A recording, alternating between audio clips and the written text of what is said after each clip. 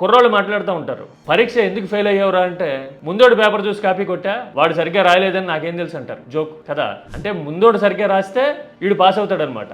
మరి వీడేం చదివినట్టు, వీడి క్యాలిబర్ ఎంత, వీడి ఎడ్యుకేషనల్ క్యాలిబర్ ఎంత, వీడికి బ్రెయిన్ లేదా సొంతగా? అదే ఒకవేళ పాస్ అయిపోయి ఉన్నాడు అనుకో, ఎదుటోడు పుణ్యాన్ని పాస్ అయ్యానని చెప్పి సెలబ్రేట్ చేస్తాడా? చెప్తాడా? చెప్పడు కదా. అంటే తప్పితే ఎదుటోడి మీదకి నెట్టేస్తాడనమాట, ముందు పెంచేవాడి మీదకి. రాజకీయ ఆర్గ్యుమెంట్ కూడా అలాగే ఉంది కదా. ముందు ప్రభుత్వం చేసిపోయింది అంటే 2 ఏళ్ళు అయింది కదా, పరిస్థితిని చక్కదిద్దారా?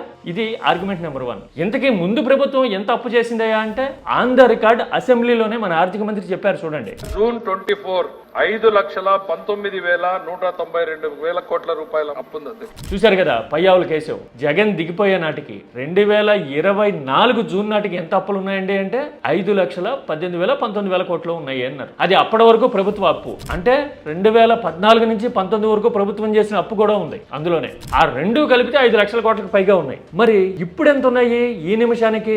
2026 ఏప్రిల్లో ఉన్నాం కదా మనం. సాక్షి వాడు ఇలా బ్యానర్ కట్టి రాస్తా ఉన్నాడు చూడండి, నెలకింత అప్పు చేస్తున్నారు, రోజుకింత అప్పు చేస్తున్నారు అని చెప్తా ఉన్నాడు. ఈ ఆర్గ్యుమెంట్ ని ఖండించే సాహసం ప్రభుత్వం చేయలేకపోతా ఉంది. అంటే ఇదిగో ఈ నెంబర్ చూడండి, ఈ నిమిషానికి ఇంత అప్పులు ఉన్నాయి అంటే పయ్యావుల కేశవ్ చెప్పిన లెక్క ప్రకారమే ఈ 2 ఏళ్లలో 3 లక్షల కోట్లకు పైగా అప్పులు చేసినట్టు కదా. అంటే అప్పులన్నీ ఎవరు చేశారు?